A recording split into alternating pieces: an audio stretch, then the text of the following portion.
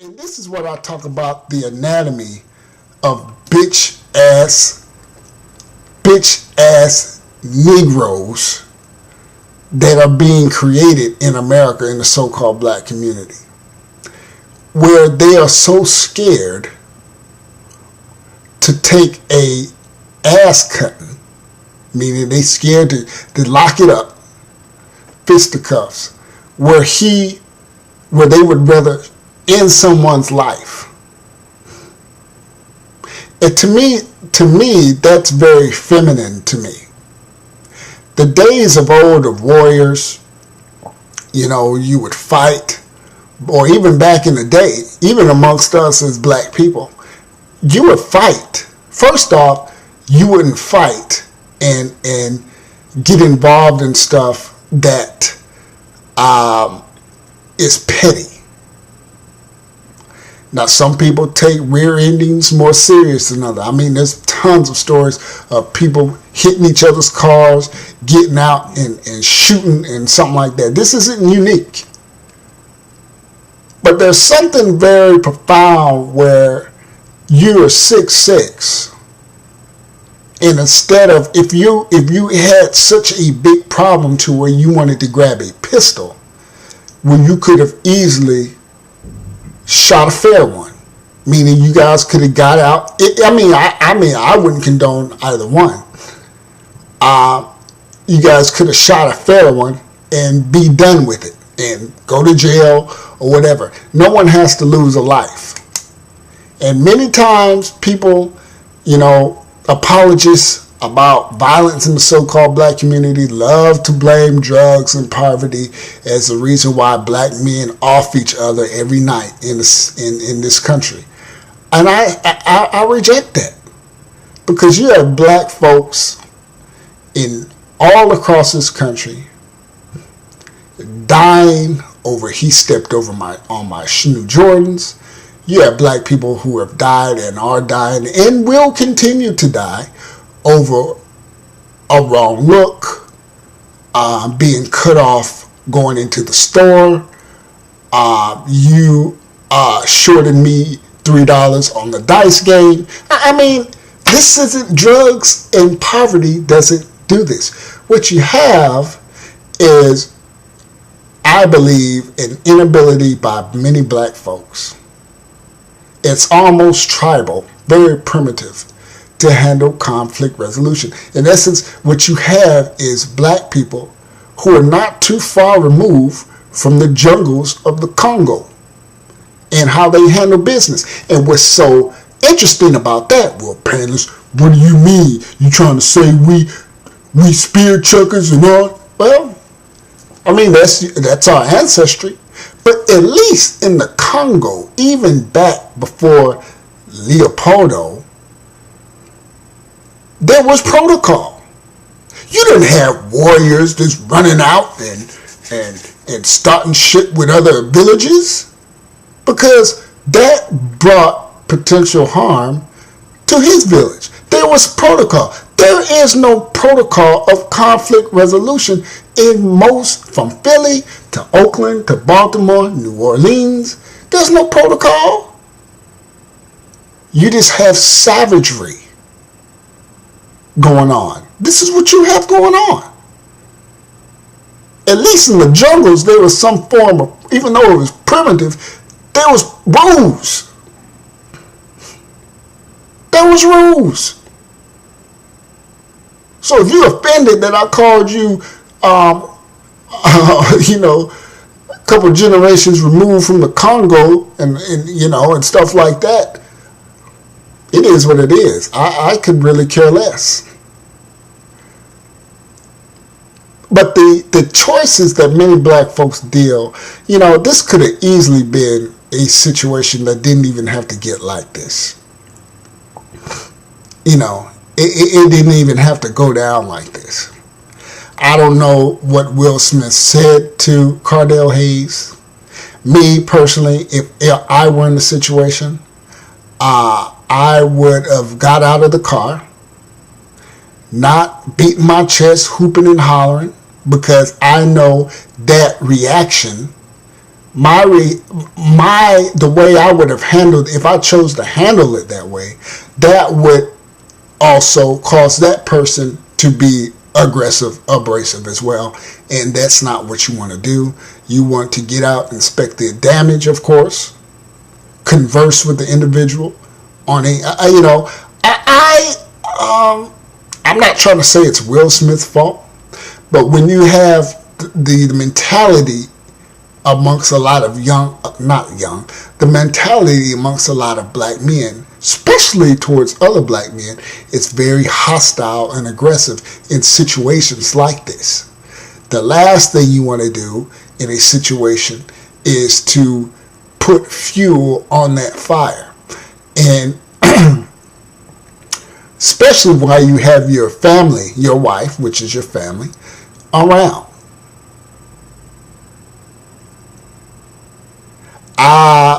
I don't know if Will Smith was shot in his vehicle.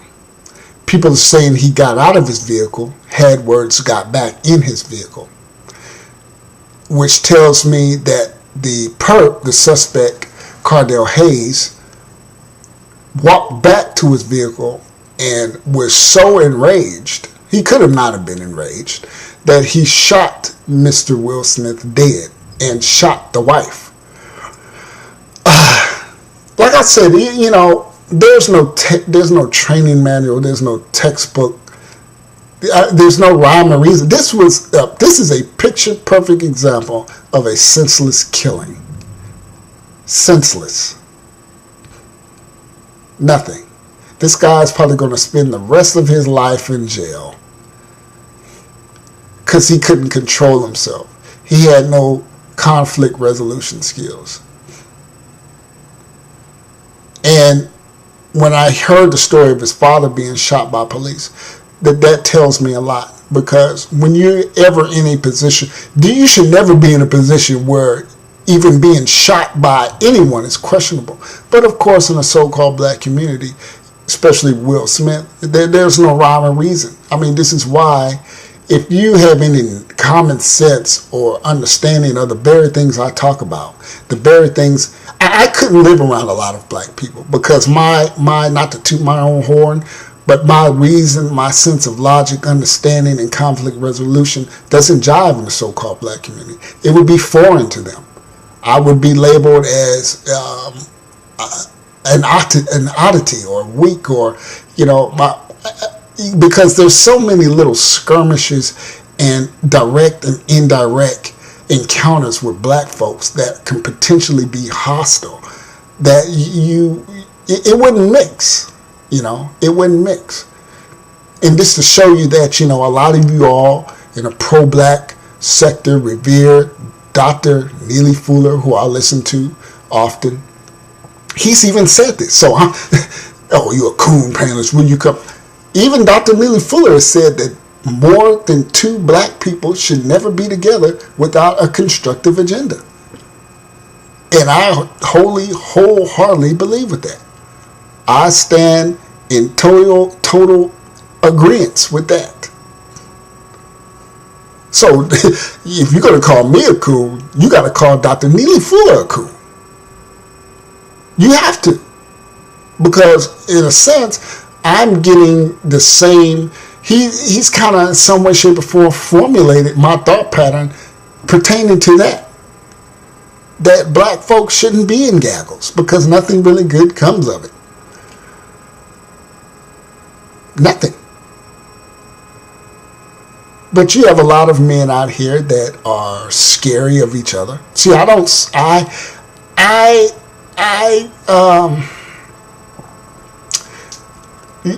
just have a lot of black men, a lot of black people that are scared of each other. And I believe Cardell Hayes was scared.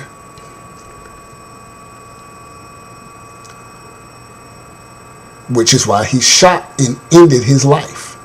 He shot and ended another man's life where it didn't need to be ended.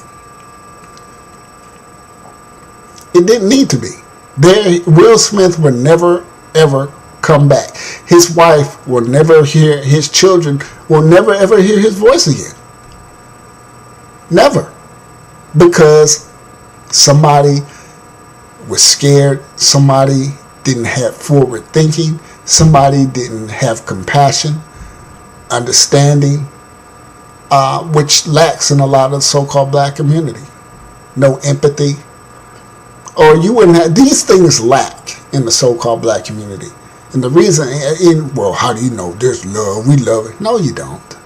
Or you wouldn't have the level of violence. Churches don't work. The church does nothing.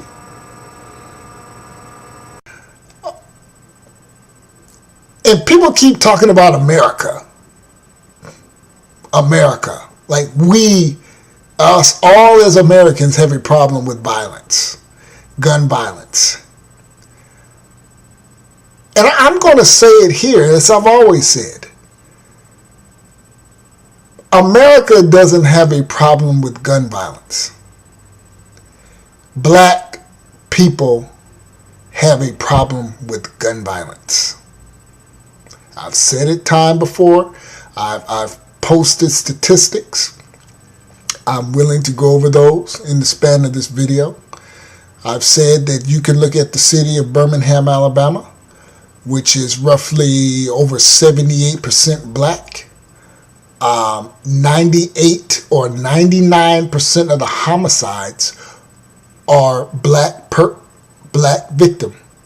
I've given you a website in the past. All one has to do is Google Birmingham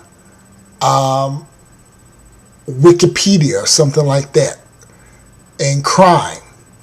And you can go through each year and you can look at the names that have been killed in Birmingham, Alabama. You're going to find Kadavians, Devontae's, Lakeishians. You're going to find all these Negro exotic names, 19, 20, 16, shot dead on so-and-so street at 2 a.m. You're going to find them. I've said that if in the city of Birmingham, Alabama, if you were to remove, let's say for some strange odd reason, the black population were to move out or simply vanish, you could get rid of your homicide division because you wouldn't need it. Because white people, for the most part, don't kill each other. Well, Painless, of course there's a bunch of people. If there's more population in a city, you just said that at Birmingham is 78% or over 78% black. Of course, they're going to be responsible for a lot of the homicides. I point you to Exhibit B, Salt Lake City, Utah. Over 80% Caucasian. Nowhere near the homicide rate as Birmingham. In fact, Birmingham is a smaller city than Salt Lake City, Utah, but has more murders than Salt Lake City, Utah.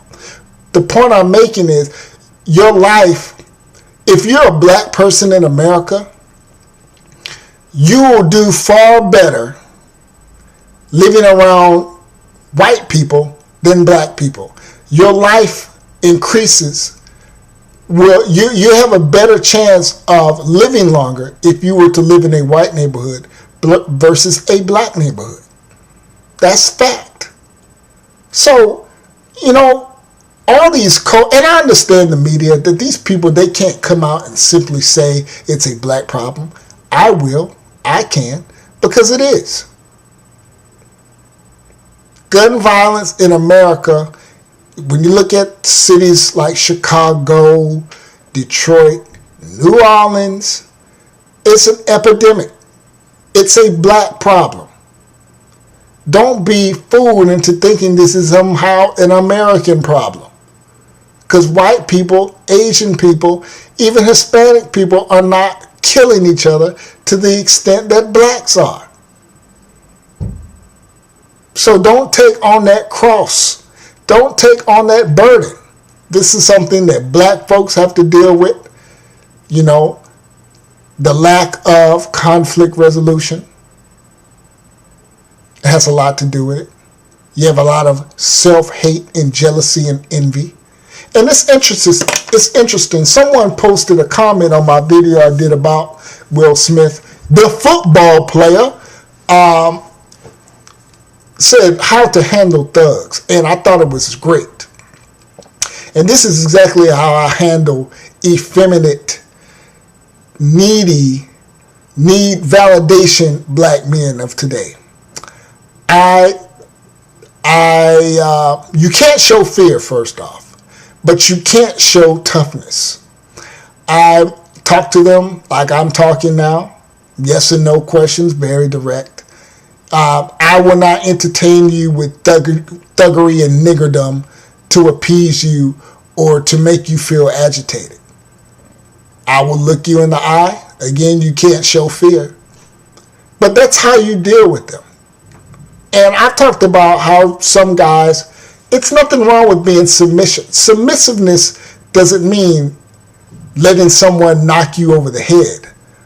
You should surely fight back, but you don't want to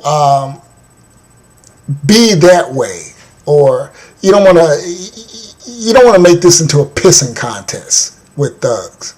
But you be assertive, you be a man. Walk cautiously. If you want to have the last word, go ahead. In essence, you make them feel like idiots and morons. Because a lot of these dudes have attention issues. They act like women because many of them were raised by women. They need validation. They're very argumentative. They need to have the last word.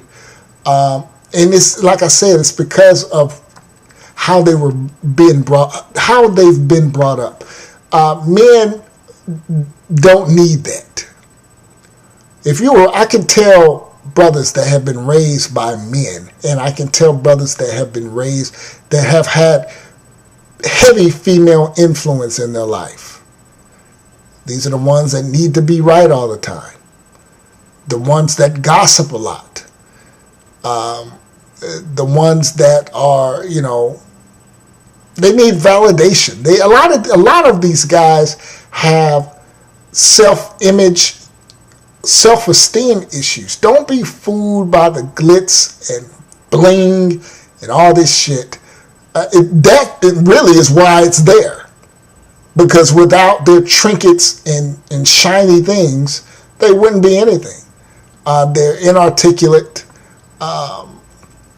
It's a laundry list of things. Now you got thugs that have been raised by men. And like I just said, I can tell those guys. And they're cut from a different cloth. Okay. And I've talked about how real thugs are. If you've dedicated your life to a life of crime, you're living by the sword. Real thugs that are that criminal life. They get it how they live.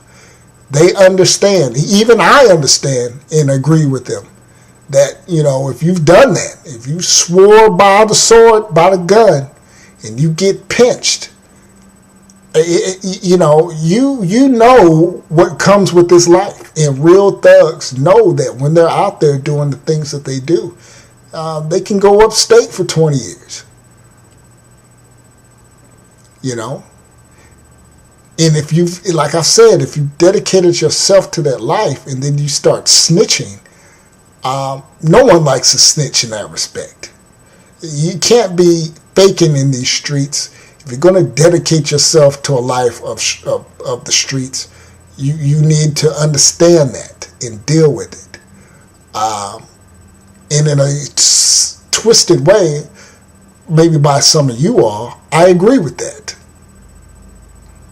I would be hard pressed to find sympathy with a guy who is faking like he's in the streets, but when he gets pinched, he wants to rat on the whole organization and bring real street dudes down. I know it's twisted as that may sound. Well, Painless, I thought you didn't like that. Well, I have a code. And see, those types of guys who are flogging, who are acting in these streets, these are the ones that are shooting up 4-year-old grandchildren as they sit on their grandfather's leg. Because real street dudes don't want to bring heat to their illegal organization or their enterprise or whatever dealings they have going on. So shooting a 9-year-old in broad daylight in an alley because you can't get to his daddy, that seems pretty bitch assness today, because it's all about making money. You know, it really is. And I'm not trying to get into no gangsterism or anything like that. It's just my experience. I know guys like this. And I've said this before, a lot of them agree to a certain extent where I come from concerning bitch assness, black men in the streets that are raised by women. That the first ass cutting they take, aka getting a butt whooped, they want to go grab a gun because they don't have the squabble skills to deal with other men physically in the street outside that of a weapon. Now, no weapons are used, but most guys, you know, if you're a real street dude, if you're in the pen, there ain't no weapons. You're only left with the left and the right. So if you can't use those, you know, if you haven't solidified yourself with these, even amongst a group of guys that use guns, you're not really looked highly upon. You're kind of like a liability, you know. If it's just me and you and we roll up, or enemies roll up on us, are you going to fight or flight? You know, so... But yeah, this is a black problem. Will Smith, white people, you have nothing to do with this. This is not your fight. This is something that black people need to deal with. Violence, and, you know, and I've said, you know, even poor white people don't kill each other. Well, it's poverty that makes us kill. Well, no. You got poor-ass white people in eastern Kentucky and parts of Virginia in the Appalachians who are poor than dirt. In most cases, even poorer than people who live in the projects. And you walk in their pad and it's laced with 60-inch TVs, lazy boy Ashley furniture, you know, nice rugs and shit. Them white people in the eastern, down there in them trailer parks in them hills, they don't have that, and they're not icing each other to nowhere near the extent that blacks do. So it's not poverty. This is something that's in black folks. I don't care if you're in Jamaica, Haiti, we just kill, we destroy. Everywhere we go, everywhere you find a large groups of blacks, we destroy. Everybody knows when you go to any inner city USA in America, when someone says stay away from that part of town, they're really saying don't go over there because there's a lot of blacks over there. Let's not kid ourselves. Wherever the dangerous part of town is, that's where you're going to find a gaggle of blacks. That's just the reality. Let's be honest. Let's be real. See, black folks, we're not real. We skirt all around. We say every goddamn thing except what need to be said. And that's why nothing changes. There are going to continue to be more Michael Browns, Will Smiths, Freddie Grays. Black folks will never stop killing each other. Jesus Christ is not going to save you and come down and stop this. Only you can change it if there's anything. But I don't believe it. You've had too many opportunities. We're talking biological, scientific shit here.